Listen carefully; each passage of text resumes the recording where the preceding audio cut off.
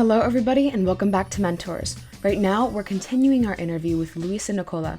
Last we left off, she was talking about the power and importance of a healthy microbiome and how you can discover your own gut-related needs.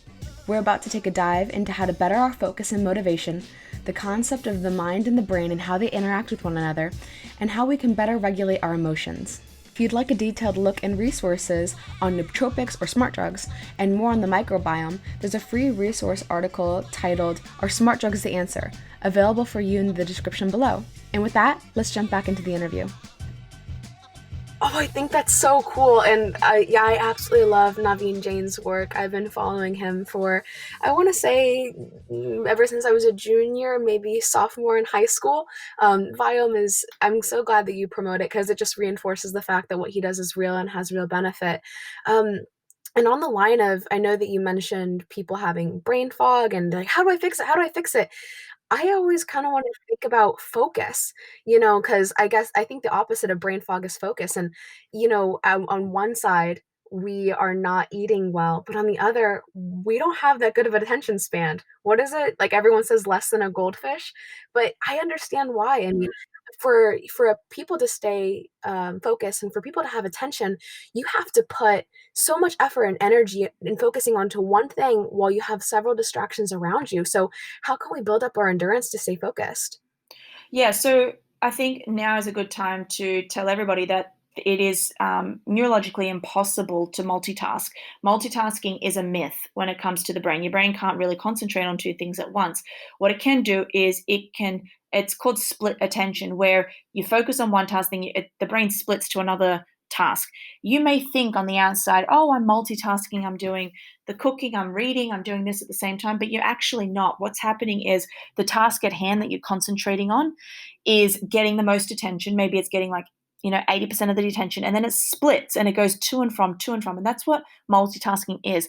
I learned from my triathlon years when I had to become the best in three sports.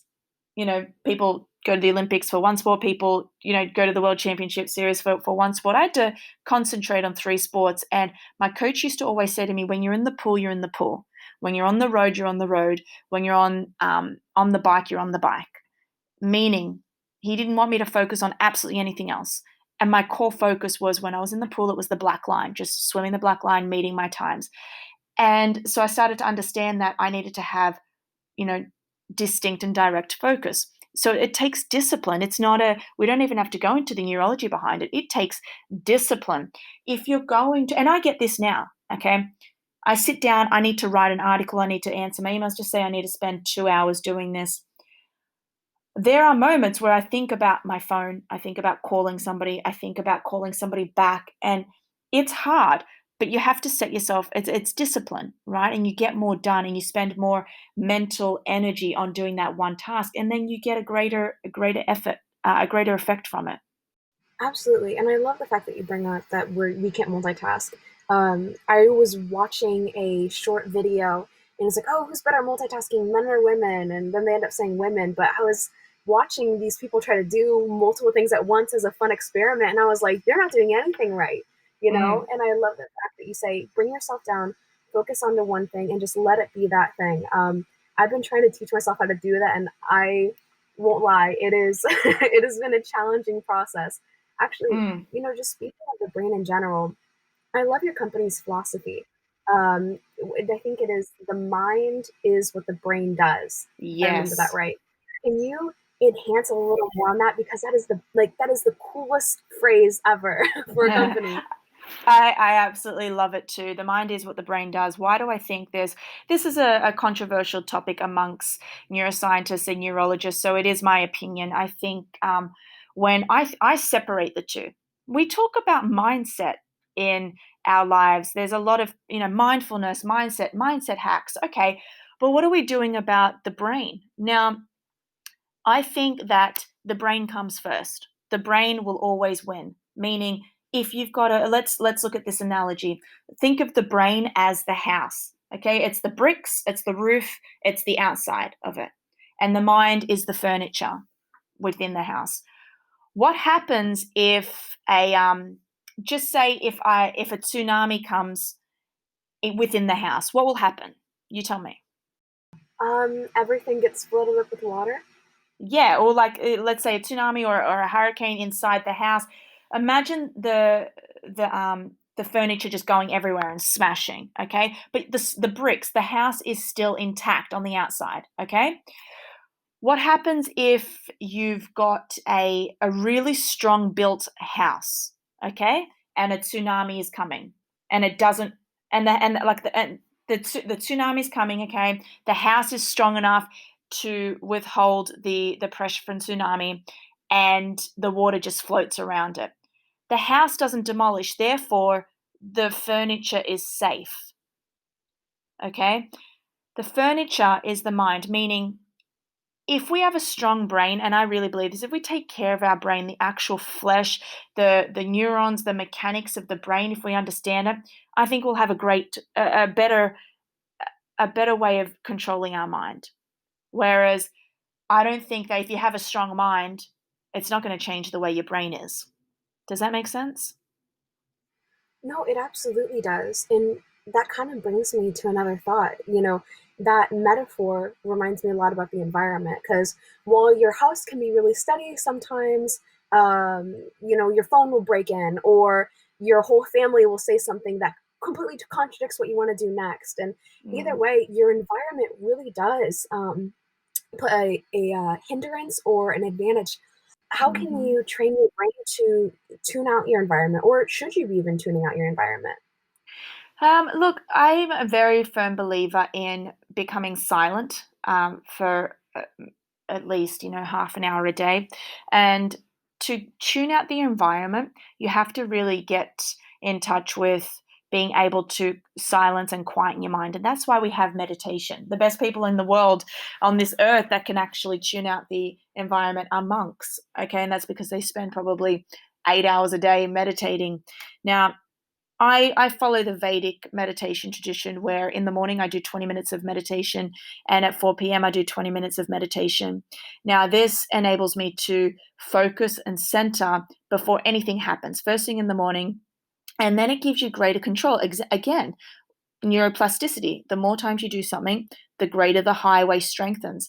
So if we're teaching our brain every morning to silence and to just focus and to become calm and to block out the environment and block out the nonsense and the negative thoughts, then if we're feeling stressed or anxious at any time in the day, we're better able to switch that on because we've been practicing it. That's why meditation exists. I love your definition of that. I think meditation has been one of those terms that have been thrown out so vaguely. Everyone says, "Oh, what do you do? What do you do in the mornings?" "Oh, I meditate. I meditate." But no one really expands on the idea of meditation and why it's beneficial. So honestly, I'm really glad that you came to like ground one, ground zero with my audience and said, "Hey, here's what meditation does for you, and this is why it's a benefit." And honestly, thinking about how you're saying, hey, it's neuroplasticity, this is how you build it up. Something that's also really flighty for the human brain is motivation.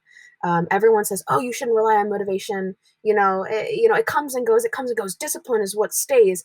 But discipline is hard, and we're primal beings that don't want to do things all the time. And I know that your philosophy is all about generating motivation. Is meditation also a way to generate motivation each day?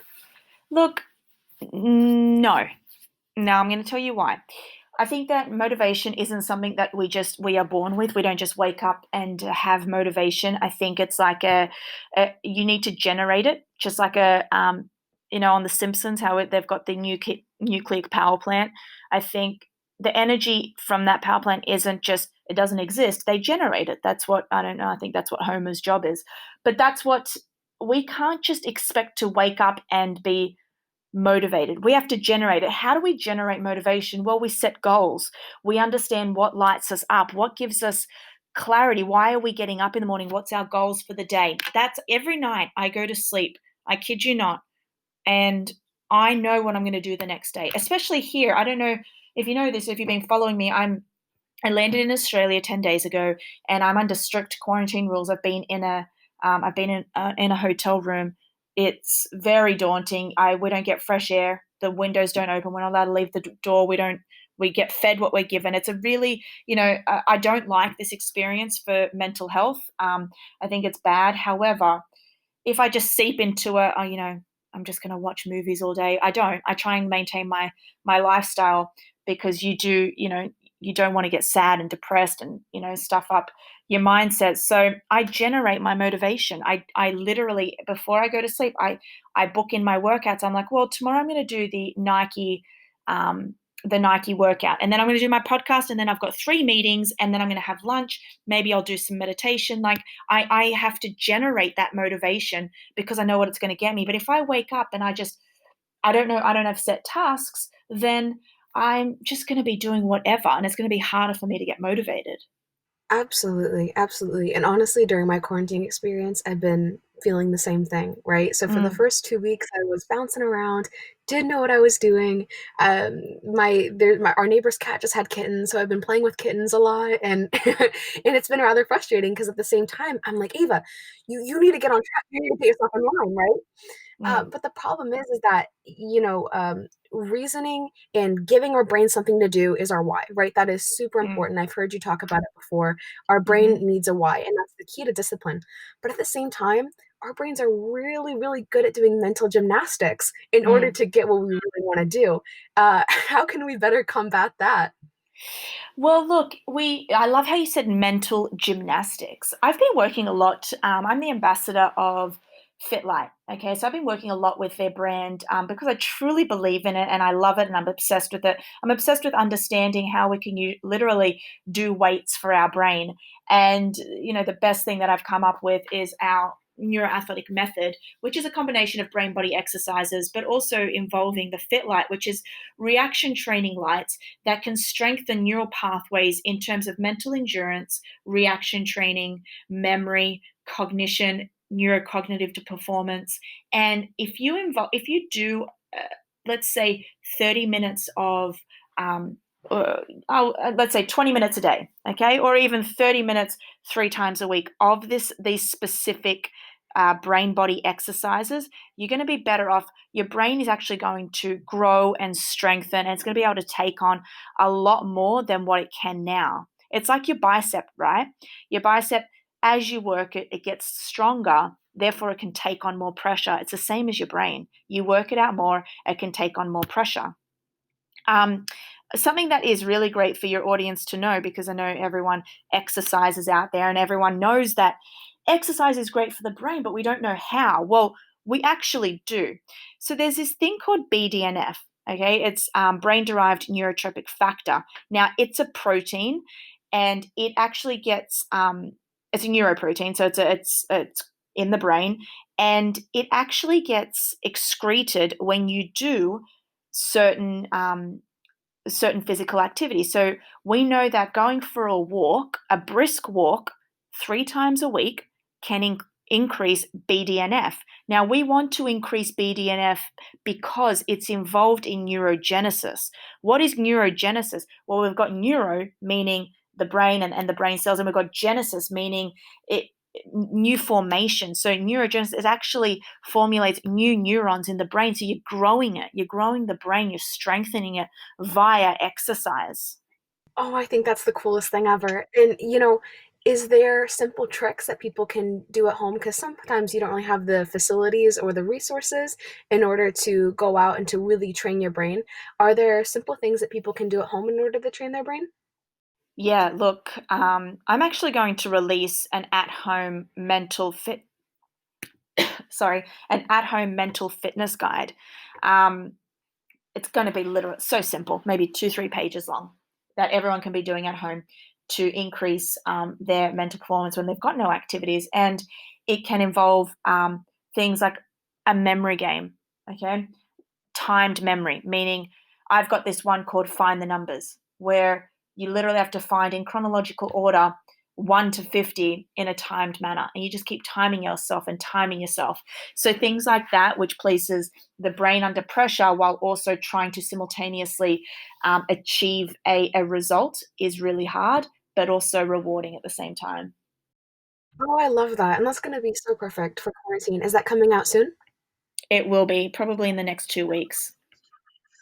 Oh, that's awesome. And, one question that I really wanted to ask you regarding not just mental health, but your emotions is that, Human beings are really, really emotional creatures. I'm not going to react rationally when something happens to me. It's always emotional first thing. Then you can take a step back and be conscious. But I know one of your specialties is helping better manage people's emotions. So, in times of stress, in times of sadness or anger, how can you better manage how you feel? You've always got to there's a 5-second rule, okay?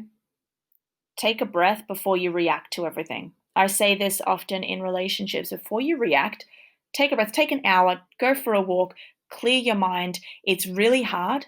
Okay, it's really hard to hold that in and not react. I get that because it's an emotional response. But the stronger you are mentally, the stronger your brain is. Like I said, the more strength it has, the easier it is to literally not fight that impulse. It's like impulse control. It's actually the same reward system that your brain uses for not eating, okay? Not, eating the chocolate, not eating the cake when you want to. It's that impulse control. How do you stop it? Well, it's the same thing. So if you want to just, before you react to something emotionally, first and foremost, you just have to take a breath. Just set yourself, I'm going to take 5 seconds. I'm going to take 10 seconds. I'm going to breathe and reassess. And if you still want to react after you've breathed, then fine, go ahead and do that. However, if you can have that mental strength to just stop, then yeah, it's another learned behavior. I find that absolutely fascinating. And the fact that, it's something so simple as taking your time to breathe, but so challenging as to really sort out and manage how you feel so that you can come down and make a real logical decision makes all the difference in relationships and in life. And unfortunately, I could talk to you all day, but unfortunately, we're running out of time. I've loved Where can this. everyone find you? Can your work reach out to you? Yeah, definitely, guys. Well, I have a podcast. It's called the Neuro Experience. I've got my Instagram pages. You can go to Neuro Athletics, and this is the first time I'm actually going to say this. We've just signed up for, people can now text me personally. So we've got a text messaging service that I'll be putting out there on my Instagram, which is the Diamond Boss. And I'll be putting that out there, and you can text me your questions and your thoughts directly. Oh, that is wonderful, and I'm so excited for that new service to come out. Louisa, thank you so much for being on. Ava, thank you so much. You're amazing. Thank you so much for taking the time to listen to this interview series. I would love to know some of your best takeaways. You can find me easily on LinkedIn or Instagram just by searching Ava Wettrick, and I'll happily get back to you and have a conversation. If you really enjoyed this episode, please feel free to leave a rating in iTunes. That act will compound in ways that I can't even imagine. As you have just found a mentor here, go out into the world and see who you can be a mentor to today.